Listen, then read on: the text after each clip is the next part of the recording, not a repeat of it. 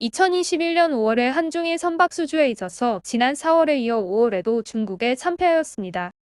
역시나 한국과의 최대 경쟁 선종인 컨테이너선에서 무너져 내렸습니다. 그리고 이번 5월 집계에서는 한국에서 수주하지 않는 벌크선도 포함시켰는데요. 그 이유는 뒤에서 설명하도록 하겠습니다. 그러면 선종별로 수주 현황을 살펴보도록 하겠습니다. 먼저 LNG선과 LPG선인데요. LNG선은 한국이 한 척으로 현대중공업이 유럽 선주로부터 수주한 것이 전부가 되겠습니다. 하지만 수주가가 1억 8,950만 달러로 최근에 가파르게 오른 선가가 반영된 것 같아 앞으로도 수주하는 LNG선의 선가 상승을 기대할 수 있겠습니다. 다음은 LPG선입니다. 한국이 7척, 중국이 1척 그리고 일본이 1척을 수주하였습니다.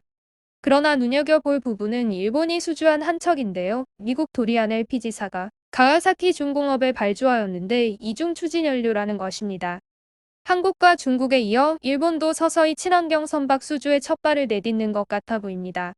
다음은 화학 운반선인 PC선과 벌크선이 되겠습니다. 먼저 한국은 대선조선이 8척을 수주하였는데요. 발주한 선사는 밝히지 않았습니다. 그리고 미포조선이 STX 마린으로부터 2척을 수주하여 총 10척을 수주하였으며 중국은 자국 선사들로부터 18척의 수주가 있었습니다. 다음은 벌크선인데요. 한국은 벌크선을 수주하지 않기 때문에 수주 실적이 없습니다. 중국은 싱가포르 EPS사로부터 6척의 벌크선과 자국 선사로부터 5척을 포함하여 11척을 수주하였고 일본은 그리스 세이프벌커스로부터 2척, 중국 유민항운으로부터 2척을 수주하여 총 4척을 수주하였습니다. 중국 신시대조선소에 발주한 싱가포르 EPS사의 6척과 일본 오시마조선소에 발주한 그리스 선사 세이프벌커스의 선박이 친환경 선박인 이중 추진 연료라는 점입니다. 벌크선 역시 친환경 선박이 발주되기 시작했는데요. 우리가 생각해야 할 점은 화물을 실는 종류는 달라도 엔진은 동일하다는 점입니다. 따라서 중국과 일본이 벌크선에서 이중연료 추진선의 경험을 쌓게 되므로 한국의 조선사들은 이 점을 간과해서는 안 될 것입니다. 다음은 수주 경쟁이 가장 심한 컨테이너선이 되겠습니다. 한국은 다양한 선사로부터 16척을 수주하였고 중국은 무려 40척을 수주하였으며 일본은 수주가 없었습니다. 컨테이너선에서 주목할 점은 프랑스의 CMA CGM사가 중국에 무려 22척이나 발주를 한 것이 결정적으로 한국의 조선사들이 패배한 이유인데요. CMA CGM은 2017년 중국의 후동중화조선소에 LNG 이중추진연료 23,000 TEU 컨테이너선 9척을 발주하였으나 이중추진연료 선박 건조의 기술 부족으로 약 1년간의 인도 지연이 되었습니다.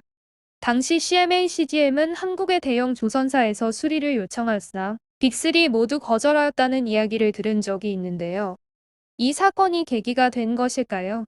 CMA CGM사는 이번에도 중국으로 22척이나 되는 엄청난 척수의 선박을 발주하면서 이번 5월 선박 수주량을 중국에게 빼앗긴 가장 큰 이유가 되겠습니다.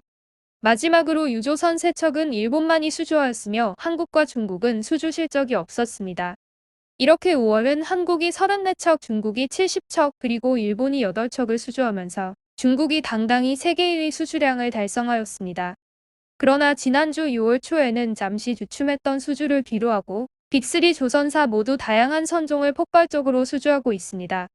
2월부터는 다시 중국을 제치고 세계 1위를 달성할 것 같은데요. 지난주 분위기를 이어 수주가 계속 이어지도록 응원하겠습니다. 오늘의 영상은 여기에서 마치며 유익한 정보가 되었다면 구독과 좋아요, 그리고 알람 설정 부탁드립니다. 감사합니다.